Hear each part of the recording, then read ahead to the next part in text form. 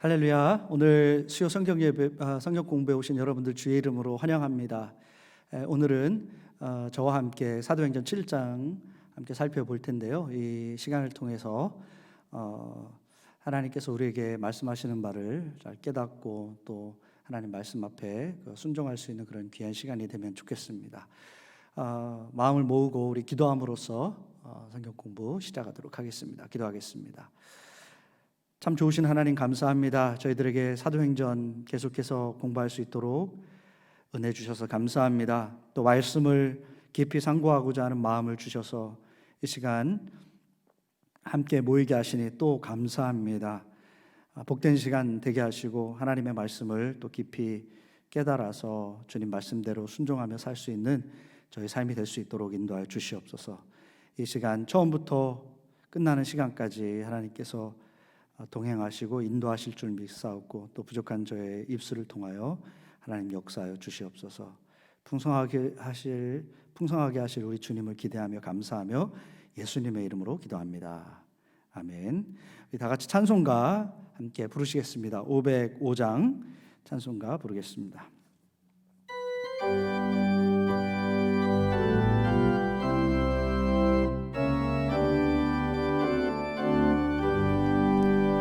온 세상 위하여 나 복음 전하리.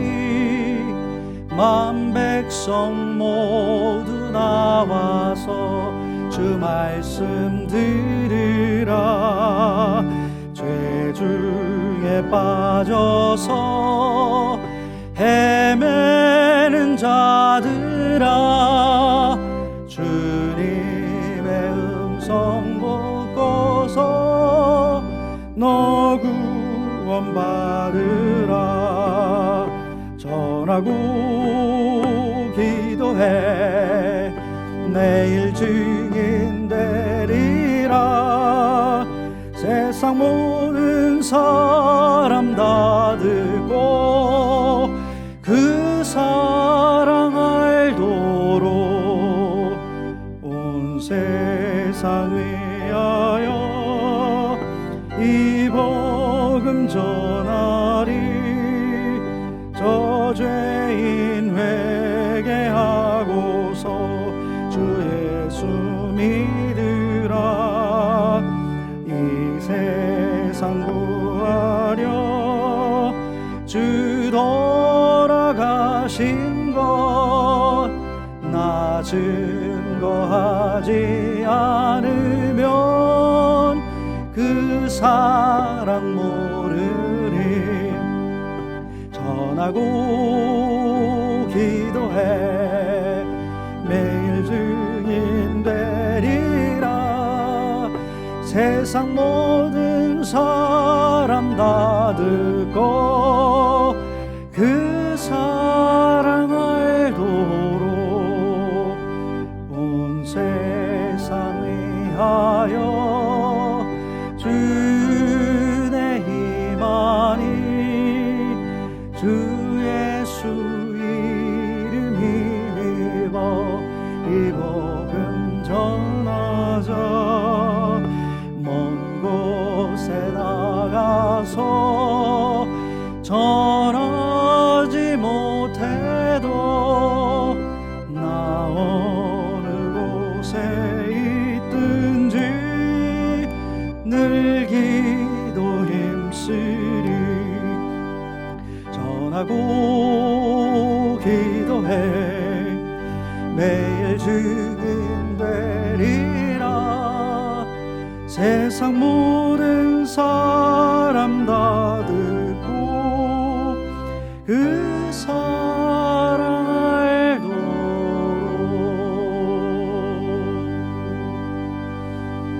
아멘. 오늘 사도행전 7장 드라마 바이블로 함께 보면서 읽으시겠습니다.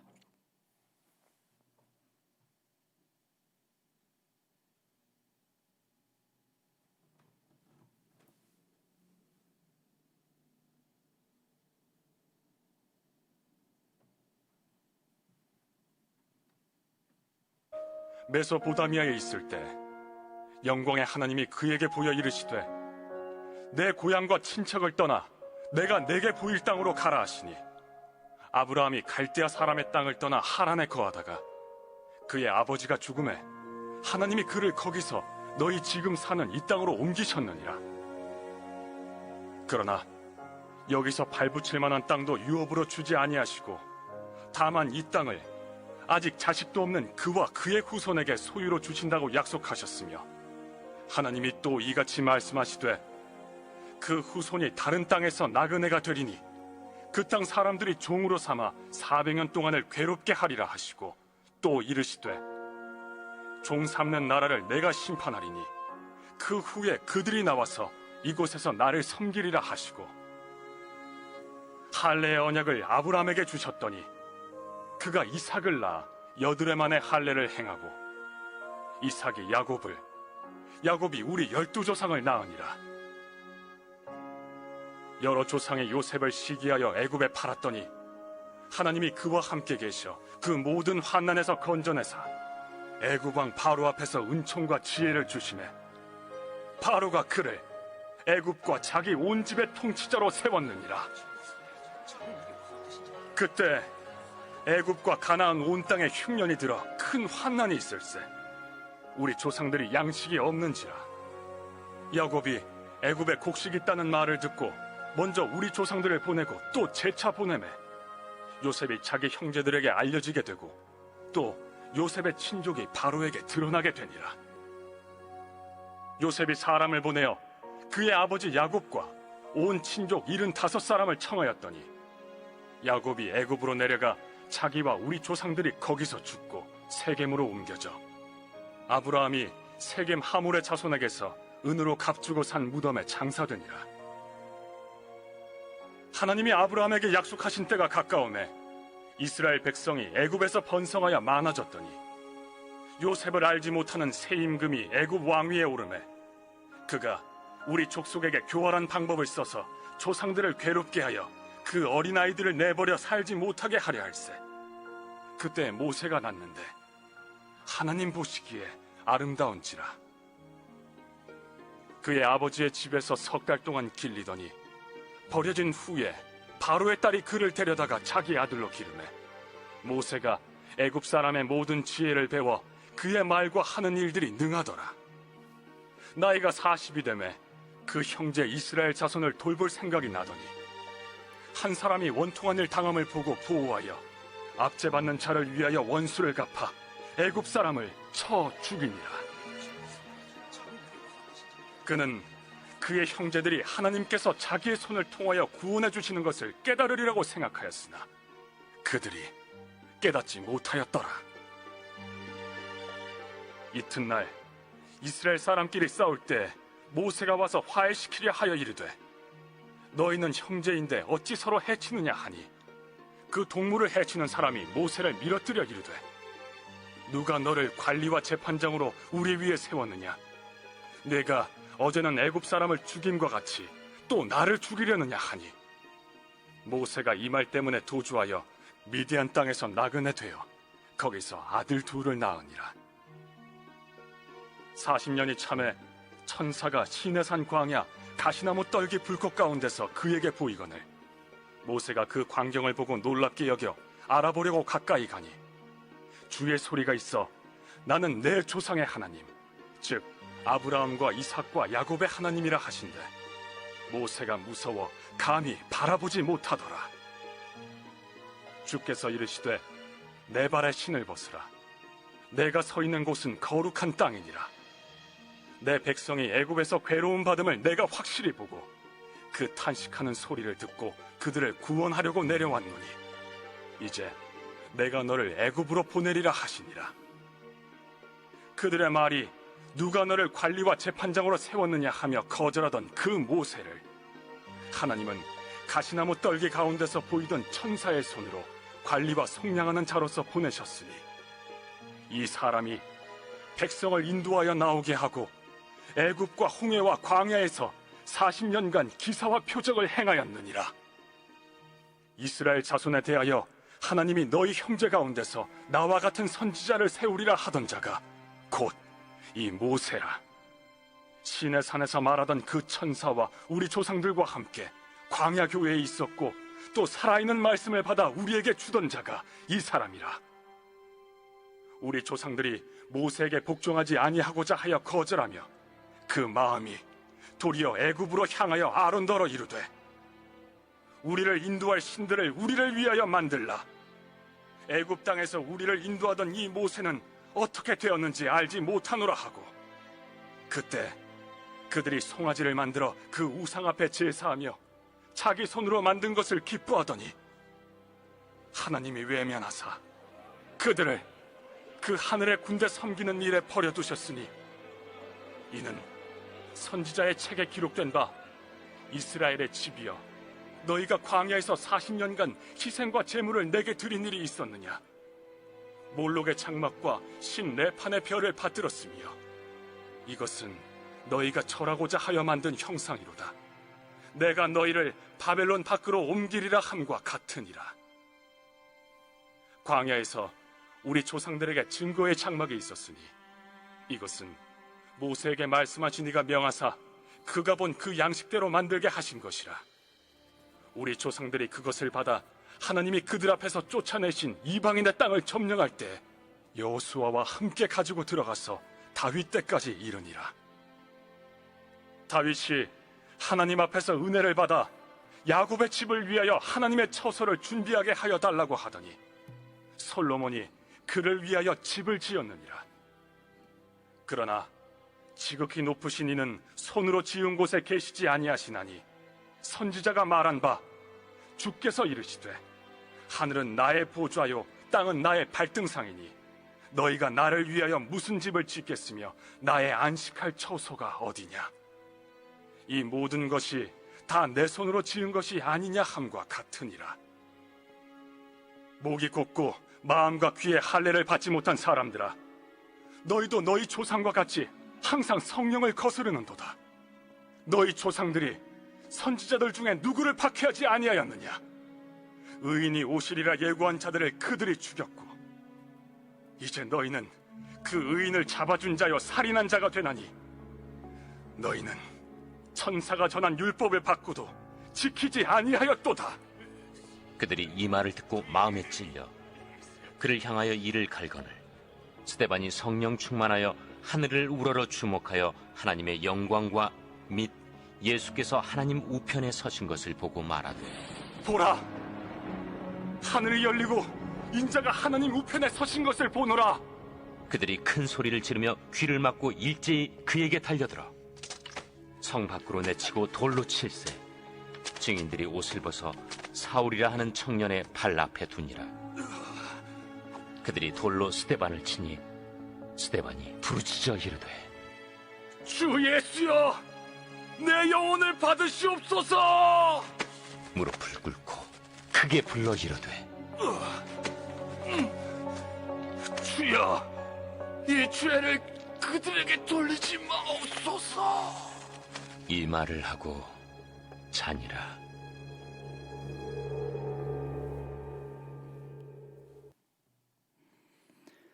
네, 긴 말씀 함께 묵상했습니다. 우리 오늘 먼저 문제풀이 사도행전 7장에 대한 문제풀이 해보겠습니다. 자, 1번 대제사장은 스데반에게 신문을 시작하며 이렇게 말했죠. 이것이 사실이냐? 라는 말로 시작했습니다. 스데반은 어떤 내용으로 고소를 당해 이렇게 신문을 받는 것인가? 1번 예수를 믿는 것, 또 2번 간음한 것, 3번 성전과 율법을 모독한 것, 4번 폭동을 이끈 것, 어떤 거죠?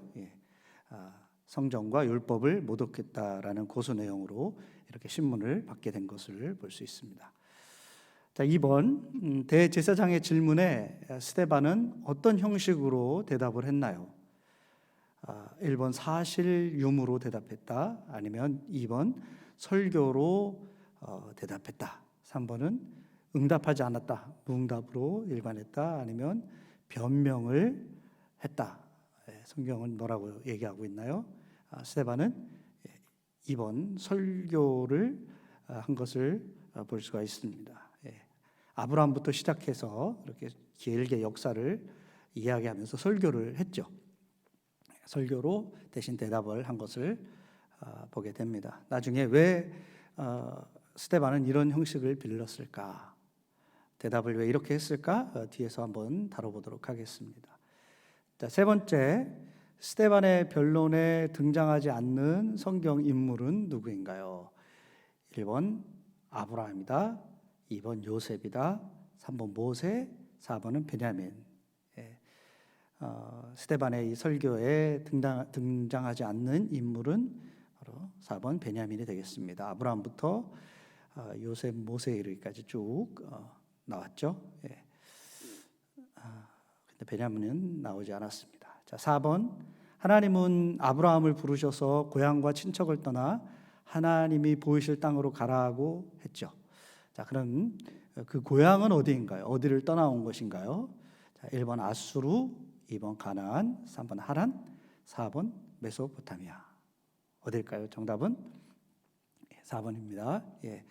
물론 메소포타미아, 갈대아 우르 지역이죠. 자, 거기를 떠나서 하란 땅에 머물다가 아버지가 데라가 거기서 죽고 아브라함은 계속해서 하나님께서 지시한 땅으로, 가나안 땅으로 내려간 것을 우리가 창세기를 통해서 볼 수가 있습니다. 갈대아 우르 메소포타미아 땅, 하나님께서 가라 했을 때 알지 못한 그 땅으로 믿음으로 출발한 그것을 스데반 집사는 이야기하고 있습니다. 5번, 하나님은 아브라함에게 그의 후손들이 어떤 땅에서 나그네가 되어서 400년 동안 괴롭게 되리라 이렇게 말씀을 하셨을까요? 그 땅은 어디인가요? 6절에서 9절 거기에 보면 나오는데 1번 에돔, 2번 애굽, 3번 아람, 4번 블레셋. 정답은 2번 애굽입니다. 이미 하나님께서는 아브라함을 통해서 이스라엘 백성들이 애굽까지 내려가서 거기서 400년 동안 지내게 되고 거기서 노예가 될 것이라는 것에 대해서 진작에 말씀하신 것을 보게 되죠. 자, 6번, 하나님은 애굽에서 도망친 모세를 부르셔서 다시 그곳에 보내시겠다고 말씀하셨습니다. 그 이유는 무엇입니까? 자, 이스라엘 백성들의 괴로운 받음을 보고 보았죠. 그리고 탄식하는 소리를 들었기 때문에 그들의 고생하는 모습을 하나님께서 보시고 그로 인해서 하나님 앞에 탄식하는 그 소리를 들으셨기 때문에 그들을 위해서 한 사람을 보내시려고 했는데 그게 바로 모세죠. 모세를 그곳으로 다시 보내시는 하나님의 계획이 있습니다. 자, 7번, 빈칸을 채우시기 바랍니다. 49절에서 50절 말씀인데요. 주께서 이르시되 하늘은 뭐죠? 하늘은 나의 보좌요, 땅은 나의 발등상이니 너희가 나를 위하여 무슨 집을 짓겠으며 나의 안식할 처소가 어디냐? 이 모든 것이 다 내 손으로 지은 것이 아니냐 함과 같으니라. 하나님께 성전을 그렇게 지어서 드릴 때 하나님께서 하신 말씀이다라고 오늘 말씀에 이렇게 소개하고 있죠. 하나님께는 하늘은 하나님의 보좌고 땅은 나의 발등상이다. 이 뜻이 무엇인가? 잘 생각해 보세요. 이것이 오늘 스데반이 설교한 그 중요한 이유가 여기에 들어 있습니다. 자, 8번. 자, 스데반이 설교를 마친 후 성령이 충만하여 하늘을 보았을 때 그가 목격한 것은 무엇입니까? 55절에 나오죠. 하나님의 영광과 하나님 우편에 서 계신 예수님을 보고 외쳤죠. 그때 사람들이 귀를 막고 그에게 덤벼든 것을 또 보게 됩니다. 9번, 무리들은 스데반을 성 밖으로 데리고 가 어떻게 했나요? 처형을 했습니다. 근데 어떤 식의 처형을 했을까요? 1번 구덩이에 던져 넣었다, 2번 돌로 쳤다, 3번 엉덩이를 때렸다, 4번 십자가에 매달았다. 정답은 돌로 쳤습니다. 돌로 쳐서 죽이는 처형을 했습니다. 자, 10번 스데반은 죽기 전에 어떤 말을 했나요? 돌에 맞아서 이제 죽게 되었는데 죽으면서 스데반이 한 말이 있습니다. 두 가지 말을 했는데 죽기 전에 바로 직전에 했던 말이 무엇인가요? 1번 고통스럽다, 2번 내 영혼을 부탁합니다, 3번 하나님을 찬양합니다, 4번 이 죄를 저들에게 돌리지 마옵소서. 예. 내 영혼을 부탁합니다도 먼저 했고요. 근데 직전에 한 말은 이 죄를 저들에게 돌리지 마옵소서. 자, 어디서 많이 들어본 그런 기도죠. 예, 바로 예수님께서 십자가에서 돌아가시기 직전에 했던 그런 기도와 똑같은 것을 스데반이 한 것을 보게 됩니다. 예, 이렇게 해서 10가지 문제를 다 풀어보았습니다. 이제 배경 설명을 잠깐 좀 하도록 그렇게 하겠습니다. 자, 오늘 이 본문에 나오는 이 사건은요, 4차 산헤드린 공회에서 이루어진 그런 일들을 다루고 있는데요. 자, 한번 1차부터 다시 한번 좀 볼게요. 1차 산헤드린 공회, 그때가 어떤 일이 있었습니까? 예수님을 재판하는 그런 공회로 모였던 것이 1차 산헤드린 공회라고 볼 수 있습니다. 그래서 예수님을 재판하고 또 그것이 로마 총독 빌라도 재판으로 이어지면서 예수님을 처형하게 만든 그런 공회가 1차 산헤드린 공회죠. 그리고 2차 산헤드린 공회는 예수님의 제자들을 심판하는, 재판하는 그런 상황이었습니다. 그리고 그때는 예수님의 제자들에게 예수님의 이름을 절대로 전하지 말라라고 겁주고서 그렇게 풀어준 거죠. 그게 이제 2차 산헤드린 공회가 되겠고요. 또 3차 산헤드린 공회는 2차 산헤드린 공회 때 결정된 거 있잖아요.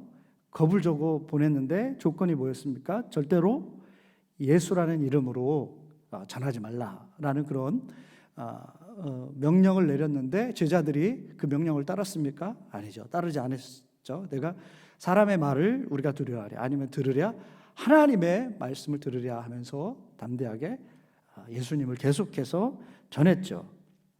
그러자 다시 열린 재판이 바로 3차 산헤드린 공회가 되겠습니다.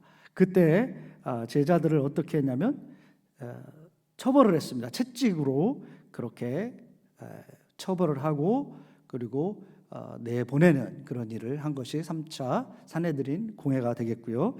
이번 4차 산헤드린 공회에서 예루살렘 교회 평신도 지도자들 가운데서 본보기로 좀 삼자. 왜냐하면 교회가 계속해서 이렇게 활동적으로 또 성장하고 그러는 걸 보면서 이제 스데반을 재판하는, 손보는 재판인데 거짓 증인들을 내세워서 그를 고소해서 재판을 진행하는 바로 이 사건이 4차 산헤드린 공회가 되겠습니다. 자, 고소 내용, 4차 산헤드린 그 재판의 고소 내용을 잠깐 보면은요. 자, 어떤 것으로 고소를 했는가? 이것이 사실이냐라고 시작했죠. 7장이. 근데 그 6장에 보면 고소 내용이 나옵니다. 자, 6장 13절에서 14절 한번 읽어보도록 하겠습니다. 거짓 증인들을 세우니 이르되 이 사람이 이 거룩한 곳과 율법을 거슬려 말하기를 마지 아니하는도다. 그의 말에 이 나사렛 예수 일로 또 모세가 우리에게 전하여 준 규례를 고치겠다 함을 우리가 들었노라 하기를. 나사렛 예수가 이 성전을 헐고 모세가 우리에게 전하여 준 규례를 고치겠다 한다. 네가 그렇게 주장했다. 이런 고소 내용이 들은 겁니다. 그래서 좀 정리해 보면 성전을 모독하고 율법을 모독한 그런 죄다.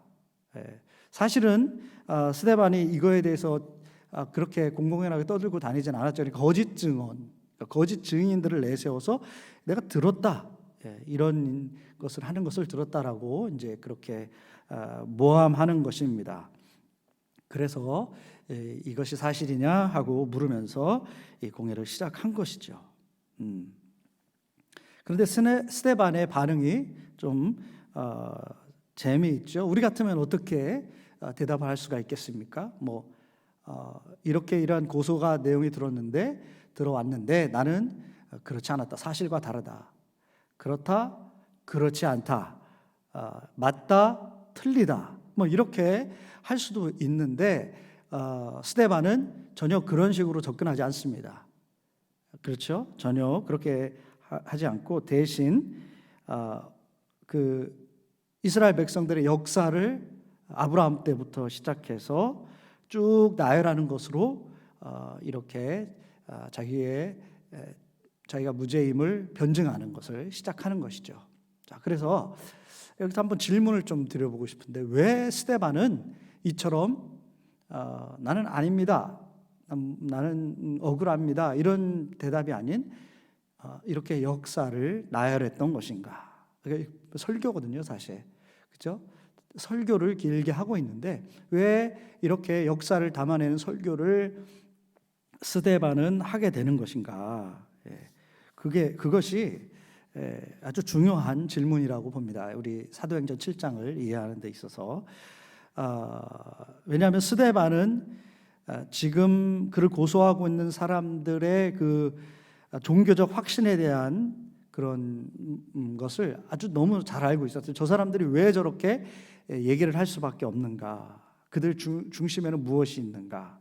그걸 알았기 때문에 이것을 지적하기 위해서 그들의 그런 마음속에 있는 것들이 근본적인 것부터 좀 문제가 있음을 알려주기 위해서 이 역사를 소환해 올 수밖에 없었다라고 말씀드릴 수가 있겠습니다. 자, 유대인들 안에 있는 보편적인 생각이 어떤 것인가? 한번 볼게요. 자, 그 6장 11절을 한번 볼게요. 사람들을 매수하여 말하게 하되 이 사람이 모세와 하나님을 모독하는 말을 하는 것을 우리가 들었노라 하고, 그러니까 모세와 하나님을 지금 모독하고 있다라고 지금 생각하고 있는 거예요. 그렇게 얘기하고 있는 거죠. 근데 그들이 보았을 때 왜 스데반을 이렇게 모세와 하나님을 모독하고 있다라고 생각하는지, 그리고 그것의 근거가 무엇인지 그것을 생각해 볼 필요가 있습니다. 이 유대인들이 갖고 있었던 깊은 그런 밑바닥에 있는 생각들은 뭐냐면 성전 제일주의. 성전에 하나님이 계시다. 하나님은 이 성전에 계시다. 그래서 성전이 있으면 우리는 안전하다. 성전이 마치 막 우상이 된 것처럼 하나님을 성전에 가둬놓는 그런 생각들이, 믿음들이 있었던 것이죠. 그런데 그것을 헌다라고 하니까 또 예수님께서도 그렇게 말씀하셨잖아요. 그렇죠? 전도하면서 이것을 헐라 내가 3일 만에 지으리라. 예수님의 그런 몸을 얘기하는 건데 그들은 이해할 수 없죠. 성전에 하나님이 계신다. 그렇게 믿었기 때문입니다. 그리고 율법주의죠. 율법주의가 뭡니까? 그러니까 율법을 마치 하나님의 자리에 올려놓은 것 같이 율법을 대하는 그들의 태도입니다. 그러니까 율법이 있는 목적이 무엇이죠? 하나님께서 율법을 그 백성들에게 주신 이유가 무엇입니까? 하나님을 사랑하는 거 아니겠어요? 하나님의 백성으로서 살아가라. 하나님의 백성은 이렇게 살아가는 것이다. 하나님의 백성의 정체성을 준 것입니다. 그러니까 내가 그것을 율법을 지켜나가면서 하나님을 사랑하고요, 또 하나님의 백성임을 잊지 말게 하기 위해서 이 율법을 준 것입니다. 그러나 어느새 중심이 이제 하나님, 율법을 통해서 바라봐야 될 게 하나님이지만 어느새 하나님이 아니라 율법에 매이게 되었어요. 거기에 묶여서 율법주의가 되어서 상호간에 율법을 지켰네 안 지켰네 하면서 그런 것으로 하나님의 뜻은 잃어버리고 서로 정죄와 심판에 빠져있는, 또 형식에 빠져있는 그런 상황이 돼버린 것입니다. 그래서 율법주의 가운데 빠졌죠. 그래서 율법을 어기고 있다, 모함하고 있다. 그러니까 이 사람들한테 큰일 난 거죠. 그렇게 해서 이런 생각으로 스데반을 지금 정죄하고 있는 것입니다. 근데 이것과 더불어서 사실 내면 깊이 있는 그런 세속적인 그런 이유가 있을 텐데요. 그건 뭐냐면 성전이 그들에게 줄 수 있는 그런 경제적인 이익 때문에 그렇습니다. 성전은 그렇죠. 명절 때마다 가서 성전에 예루살렘에 가서 사람들은 하나님 앞에 제사하고 또 이렇게 예배를 해야 되는데, 자 그러기 위해서 사람들이 그곳으로 몰려온다면 당연히 그들은 그곳에서 많은 경제적 활동을 하게 됩니다. 또 제사를 드리면서 동물을 구매하고 매매하고 하는 그런 속에서 이 경제적인 효과가 대단한 거죠.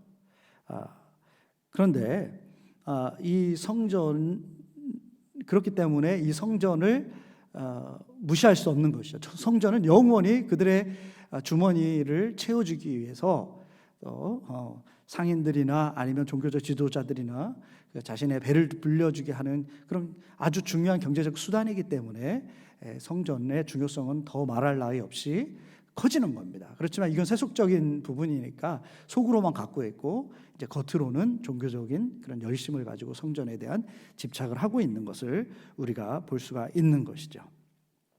그런데 스데반은 바로 이러한 것들을 본질을, 그들의 문제를 꿰뚫어 보고 있는 것입니다. 그래서 그냥 내가 했다, 남들이 그렇게 할 때 내가 했다 안 했다 이렇게 이 상황을 그냥 넘기려 하지 않고 그들의 이 문제를 지적하기 위해서 설교를 하기 시작했고, 그러기 위해서 말하고 싶은 것들을 끄집어내기 위해서 아브라함 때부터 쭉 그렇게 역사를 훑어 내려오고 있다라고 볼 수가 있습니다. 스데반의 설교에 나타난 인물들을 한번 보면 아브라함, 야곱, 또 중간에 또 이삭도 나왔지만 야곱, 요셉, 모세, 그리고 다윗과 솔로몬의 그런 이야기까지 쭉 이렇게 이어졌습니다. 자, 이 인물들을 통해서 이 스데반은 이 유대인들에게 지적하고자 했던 것, 이 이야기를 통해서 무엇을 말하려고 하는 것이었을까요? 살펴볼게요. 자, 이 말씀에 보면 이제 하나님이 드러나는데 그 하나님, 그러니까 떠나라, 보내시는 하나님, 그러니까 보내신 하나님, 전에 이제 보내신 하나님, 그리고 또 보내시는 하나님, 그것을 보도록 하는 것이죠. 아브라함, 자, 아브라함 볼게요. 아브라함은 어디를 떠났습니까? 갈대아 우르를 떠났습니다. 하나님은 그를 부르셨죠. 그리고 본토 아비집, 고향을 떠나서 내가 지시할 땅으로 가라. 그래서 하나님은 그렇게 아브라함을 보내셨습니다. 그리고 이 말씀에 보면 메소포타미아, 하나님께서 선택하신 거룩한 땅은 거기 아니잖아요, 그렇죠? 우상으로 가득 찼던 그 땅, 갈대아 우르라는 땅, 그리고 데라도 뭡니까? 그 형상을 만들어서 팔던 그런 사람 아니겠어요? 그 우상 숭배의 한가운데 있던 사람을 부르셨다. 하나님이 그곳에서 그를 부르셨다. 그러니까 하나님은 어떤 분이십니까? 한 곳에만 머무러 계신 분이 아니라, 그렇죠? 어디든지 가시고 어디서든지 역사하시는 하나님이라는 것이죠. 부르시고 그리고 그를 보내신 하나님의 그 모습을 강조하고 있습니다. 야곱과 요셉은 어떻습니까? 자, 야곱과 요셉 이야기에서도 마찬가지죠. 하나님께서는 요셉을 애굽 땅으로 먼저 보내셨습니다. 아브라함에게 애굽 땅으로 후손들이 애굽 땅에서 400년 동안 어려운 시간을 보낼 것이다라고 말했는데, 그것을 이루기 위해서 하나님께서는 요셉을 들어 쓰신 거죠. 물론 형제들 간에 많은 그런 갈등과 이런 시기와 이런 것들이 있어서 같지만 요셉의 고백처럼 하나님께서 다 하신 것이다. 하나님께서 나를 미리 여기에 보내신 것이다 라고 고백을 했잖아요. 창세기에 보면 이처럼 하나님, 역사를 주관하시는 하나님께서 요셉을 보내셨습니다. 그리고 요셉 이후에 형제들 만나고 또, 그죠? 왜냐하면 기근 때문에 먹을 것이 없어서 내려갔다가 곡식을 사러 간 형제들이 요셉을 만나고 또 야곱 모든 가족들이 애굽으로 내려가는 그런 역사를 보게 됩니다. 하나님께서 보내셨죠. 야곱이 애굽으로 내려가기 전에 하나님 앞에 단을 쌓을 때 하나님께서 애굽으로 내려가는 것을 두려워하지 말라라고 말씀을 하셨습니다. 그렇기 때문에 하나님께서 그에게 그를 보내신 거죠. 애굽으로 보냈다. 보내시는 하나님입니다. 또 모세는 어때요? 애굽에서 공주의 아들이었음에도 불구하고 도망칠 수밖에 없었던 그런 도망자의 신분으로 전락했던 인물. 그러나 이스라엘 백성들을 위해서 다시 그를 하나님은 선택하셨고 또 다시 그를 애굽으로 어떻게 했습니까? 보내셨습니다. 보내시는 하나님을 보게 됩니다. 자, 이처럼 선택하시고 보내시는 하나님이라면 또 두 번째로 불신앙으로 가득 찬 하나님의 백성들을 이 설교를 통해서 스데반은 강조하고 있습니다. 자, 하나 되지 못하고 분열되어서 싸우고 있는 백성들을 보죠. 자, 모세가 그러니까 유대인들끼리 이스라엘 백성들끼리 막 싸웠잖아요. 싸울 때 편을 들어주고 또 중재하려고 하고 그랬을 때 모세를 위협했죠.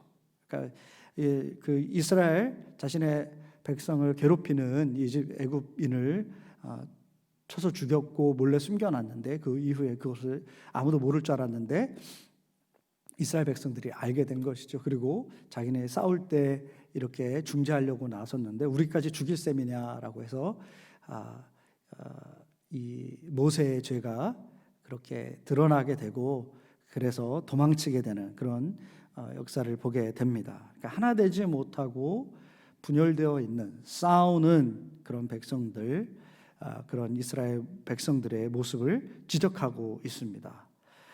그리고 또 출애굽해서 광야에서 머물고 있을 때 모세가 시내산에서 하나님과 오랫동안 대면하고 있을 때 이스라엘 백성들은 어떻게 했습니까? 금송아지를 만들었죠.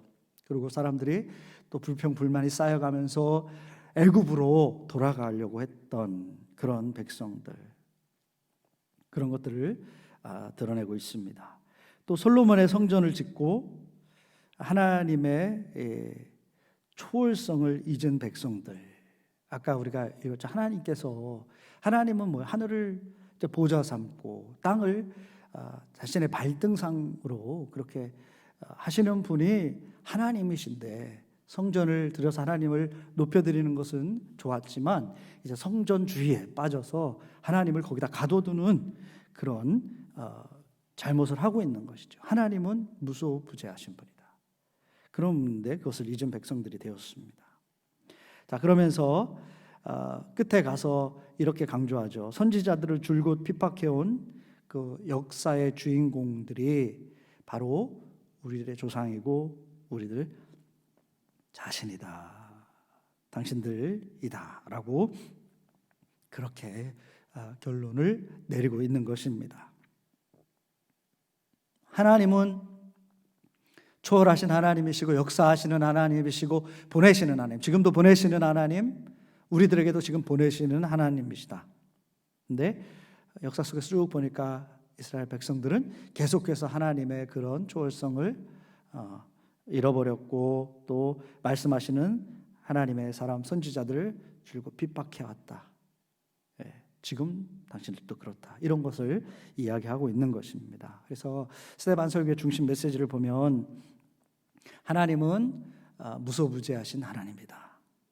성전에만 머물러 있는 하나님이 아니시라는 것이죠. 하나님은 어느 곳에나 계시고 역사하시는 것이다. 그것이 어디예요? 갈대아 우르가 됐건 바다 끝에 거하건 산속 깊은 곳에 거하건 어느 곳에 숨어도 하나님은 거기서 말씀하시고 역사하시는 분이시다. 전지전능 하나님이시다라는 것을 강조하고 있습니다.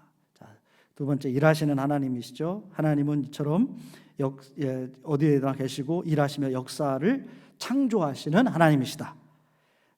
그들에게도 새로운 세계로 보내시는 하나님. 아까도 얘기했죠. 보내시는 하나님, 부르시고 보내시는 하나님.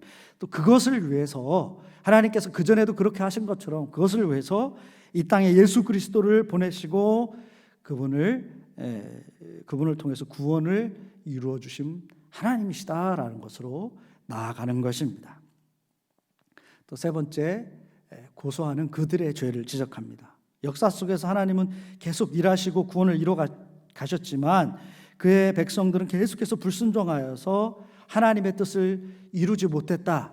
그것을 지적했죠. 그것처럼 지금 당신들이 예수 그리스도를 통한 하나님의 역사를 그렇게 거부하고 있다. 그 결과로 예수님을 너희들이 죽이고 성령의 역사를 거스리고 있는 것이다 라는 것으로 말씀하고 있는 것입니다. 그래서 스데반은 이렇게 길게 설교를 통해서 그들의 본질적인 문제를 이처럼 지적한 것입니다. 그로 인해서 그들의 마음은 아주 심한 찔림이 있었죠. 그래서 더욱 스데반을 미워하게 된 것입니다. 자, 이런 이제 설교를 끝내고 나서 스데반은 성령의 충만함을 받고 하늘을 우러러 보았을 때 그것에 하나님의 영광과 예수님이 하나님 우편에 앉아 계신다는 것을 보게 되었죠. 그래서 그것을 본 것을 고백했습니다. 감격하면서 고백했을 때 사람들은 귀를 막고 그 소리를 듣기 싫어서 그를 성 밖으로 내치고 돌로 쳐서 죽여버리는, 그리고 그는 우리 예수님처럼 기도하고 또 운명하는 그런 상황이 된 것입니다. 스데반을 끝으로 통해서 얻는 그리스도인에 대한 삶의 모범을 한번 보도록 하겠습니다. 자, 첫 번째 성경의 지식. 여러분, 스데반은요 예수의 이름으로 처음 순교한 사람입니다. 그리고 평신도고요. 근데 스데반을 보면은요, 이 성경을 아브라함부터 쭉 하나도 틀림없이 쭉 이어나가는 것을 보게 되죠. 예. 성경의 맥을 잡고 있는 그런 사람이었죠. 그러니까 하나님의 말씀에 능통한 그런 스데반이었다. 그러니까 하나님의 말씀에 능통했을 때 이처럼 하나님의 말씀을 영감 있게 깨달아서 전달할 수가 있는 것이죠. 알아야 전할 수 있고, 알아야 또 그것에 맞게 순종할 수 있는 겁니다. 알아야 행할 수가 있는 것이죠. 그러니까 성도의 바른 기준은 바로 이런 것이다. 우리의 기준을 너무 낮춰서 마치 성경에 대한 이런 지식, 성경의 맥을 잡고 하는 것은 그냥 목회자들이 하는 것이다라고 생각할 수가 있겠지만 그렇지 않습니다. 모두가 우리 스데반 집사가 평신도였다라는 것을 우리는 기억해야 됩니다. 최초의 순교자로 그렇게 썼음을 보게 되죠. 바로 이렇게 하나님께서 우리 성도들에게 주시는 기준이 여기에 있지 않을까 이런 생각을 해봅니다. 우리는 대충 그냥 그런 이렇게 잘 모르게 얼렁뚱땅 이렇게 믿는 것이 아니라 하나님의 말씀에 우리가 전문가가 되자. 그래서 어떤 상황에서도 말씀으로 비춰봐서 판단할 수 있는, 전달할 수 있는 그런 수준에까지 우리가 함께 나아가자. 그래서 성경 공부를 게을리하지 마시고 또 성경 공부를 열심히 해서 성경에 대한 이해를 높이는 게 중요하고, 그리고 스데반을 통해서 우리가 볼 수 있는 것처럼 이제 조금씩 이렇게 아는 것보다 통전적으로 이해하는 것이 참 중요하다. 우리가 큐티도 물론 중요하지만 큐티식으로 구절 가지고 뜨문뜨문 성경을 읽고 이해한다면요, 성경의 그 텍스트는 컨텍스트를 담고 있잖아요. 그래서 컨텍스트에서 왜 이런 텍스트가 나왔는지에 대한 그런 정확한 지식을 얻지 못하면 피상적으로, 그리고 자신이 그냥 원하는 대로 자의적으로 성경을 해석할 수가 있다. 그럴 가능성이 농후하다. 그러므로 통전적으로 이해하는 것이 성경을 좀 더 더 잘 이해하는데 도움이 된다라는 것 말씀을 드립니다. 그리고 성경을 여러분 공부를 하고 성경을 잘 이해하고 싶다 그러면 물론 생활이 많이 바쁘기 때문에 조금씩 읽어서 이해해야지라고 할 수도 있겠지만 그렇게 하다 보면은요 우리 다 경험하잖아요. 금방 돌았으면 또 기억이 희미해지고 잘 이해하지 못합니다. 그래서 시간을 좀 둬서요 1시간이건 2시간이건 아니면 뭐 30분이건 쭉 이렇게 계속 이어나가는 것 그렇게 읽을 때 조금 더 이해가 되고 머리에 남게 되는 것을 우리가 보게 됩니다. 우리가 어떤 이야기를 들었을 때 그 이야기를 쉽게 기억할 수 있잖아요. 그렇죠? 이미지로 해가지고 기억에 남습니다. 그것처럼 조금씩 읽으면 이게 연결이 안 되는데 쭉 계속 읽으면 머릿속에 이야기로 나오면서 더 이해할 가능성이 높아집니다. 그 한번 참고하셔서 성경 읽으시면 좋겠습니다. 자, 그리고 스데반을 보면서 열린 영의 눈을 가졌음을 보게 되죠. 그는 하늘의 보좌에 앉으신 주님을 바라봤습니다. 또 하나님의 영광을 바라보며 감격의 고백을 했죠. 근데 이렇게 열린 눈이 된 데에는 그 앞에 보면 성령에 충만해서라고 했습니다. 그래서 스데반은 성령의 충만함을 입은 사람인 것이죠. 그럴 때 영의 눈이 열려서 하나님의 세계를 바라본다. 성령 충만하고 말씀 충만할 때 하나님의 세계에 우리가 눈을 뜨게 된다. 그리고 그 안에서 하나님의 영광을 보고 주님이 나와 함께 하시고 지금 하나님의 우편에 앉아 계시며 이 세계를 통치하고 계신다라는 것을 분명하게 보고 깨달을 수가 있는 것입니다. 자, 스데반이 지금 처해 있는 상황은 뭡니까? 지금 자신을 죽이려고 하는 그 수많은 사람들이 모여서 이 공회에서 자기를 둘러싸고 있는 그런 얼마나 긴장된 상황이겠어요. 얼마나 무서울까요? 그죠? 개인적으로 내가 한 사람이 있고 그 많은 사람들이 둘러싸서 나를 비방하고 있다? 쉽지 않습니다. 그런데 스데반은 지금 그 앞에 있는 그 사람들이 아니라 하나님을 향한 확신, 담대함, 성령의 충만함으로 그렇게 있는 것을 보게 됩니다. 이러한 담대한 신앙은 바로 성령의 충만함을 가질 때 그런 겁니다.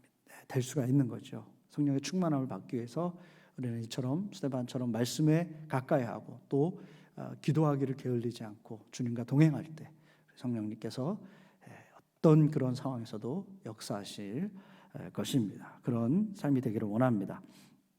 자, 그리고 세 번째 마지막인데요. 순교자의 영성입니다.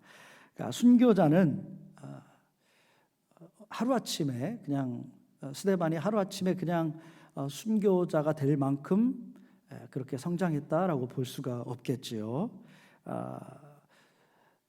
순교자의 삶은 그렇게 생각합니다. 매일매일 내가 죽는 삶, 그것을 실현할 때, 내가 매일매일 죽는 것을 연습할 때, 내가 매일매일 나의 자아를 내려놓고 주님 앞에 내 삶을 맡길 때 조금씩 내가 하나님 앞에 더 죽어가는, 그래서 결국은 그런 것들이 연습이 되고 그것이 나의 것이 되고 또 나의 신앙 고백이 되고 확신이 될 때, 그리고 결국 정말로 죽음의 상황, 순교의 상황이 됐을 때 담대하게 그렇게 순교의 자리에 나아갈 수가 있는 것입니다. 사도 바울의 고백이 있죠. 나는 날마다 죽노라. 날마다 작은 것에서부터 내 자신을 죽이는 것, 또 예수로 사는 것. 그때에 그것이 순교자의 삶으로 나아가게 되는 것, 순교도 가능해지는 것, 그런 삶이 될 줄 믿습니다. 순교자의 매일매일의 그런 순교의 모습, 그것은 무엇인가? 용서의 모습이 아닌가? 내 자아가 자라고 나면, 내가 커지면, 내가 중심이 되면 내가 죽지를 못하잖아요. 내가 죽지 못하니까 나에게 잘못한 사람들에 대해서 용서하지 못하는 겁니다. 내가 아직 죽지 않은 거죠. 죽으면 싫은 소리 할 수 있습니까? 죽으면 미워할 수 있습니까? 아니죠. 죽으면 다 끝나는 거죠. 자, 그래서 순교자, 매일매일 삶의 순교의 정신은 바로 이 용서에서부터 시작된다라고 생각합니다. 네. 죽음의 순간에도 스데반은 그래서 예수님처럼 자신을 죽이는 사람들을 향해서 저들의 죄를 용서해 주십시오라고 이 용서의 선언을 하고 있는 것입니다. 여러분, 우리는 예수님처럼 살다가 예수님처럼 이 세상 떠나는 것, 그 제자의 삶으로 우리는 부르심을 받았습니다. 자, 그러기 위해서 우리는 날마다 죽는 그 순교의 삶을 살기를 원합니다. 순교의 삶이 내가 정말 가서 내 목숨을 다해서 죽는 것이다, 나와는 상관없다 이렇게 생각하지 마시고 사도 바울의 고백처럼 나는 날마다 죽노라, 날마다 순교한다. 그게 바로 순교자의 영성이거든요. 그렇게 매일매일 나를 내려놓고 용서하고 또 섬기며 살아갈 때 결국은 그 예수님을 닮은 모습으로 우리가 살다가 주님 나라에 가게 될 줄 믿습니다. 자, 오늘 사도행전 7장 스데반의 설교의 부분 긴 말씀을 함께 나눠봤습니다. 아무쪼록 이 말씀을 통해서 우리들에게 도전이 되면 좋겠고 또 힘이 되어서 스데반처럼 그렇게 하나님 앞에 귀한 그런 일꾼으로 또 하나님 앞에 그렇게 쓰임 받다가 하나님 품에 안길 수 있는 저와 여러분들 다 되시기를 우리 주 예수 그리스도의 이름으로 간절히 축원합니다. 기도하시겠습니다. 하나님 감사합니다. 찬양합니다. 스데반의 설교를 통해서 우리가 다시 한번 하나님의 뜻을 되새겨 보았습니다. 하나님, 우리 안에 하나님이 기뻐하시지 않는 그런 모습들, 우리들의 그런 전통과 고집과 그런 자기 유익을 위해서 하나님 성령의 역사를 뒷전으로 하고 살아가는 때는 많지는 않은가 한번 돌아봅니다.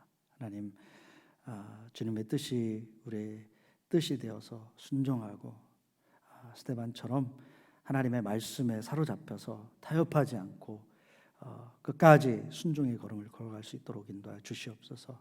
말씀의 지혜를 주시고 우리가 말씀을 묵상할 때마다 깨달음을 주셔서 성경 말씀이 하나님의 말씀이 우리의 중심이 되고 그 말씀대로 순종의 삶을 살 수 있도록 주여 인도하여 주시옵소서. 성령 충만함으로 그렇게 쓰임 받기를 원하며 이 모든 말씀 우리 주 예수 그리스도의 이름으로 간절히 기도합니다. 이제는 우리 주 예수 그리스도의 은혜와 하늘 아버지의 놀라우신 사랑과 성령의 감화 감동 역사 충만하심이 스데반처럼 주님 말씀에 타협하지 않고 충성스럽게 살기로 결단하고 나아가는 우리 성도님들 머리 위에 이제부터 영원토록 함께해 주시기를 간절히 축원하옵나이다.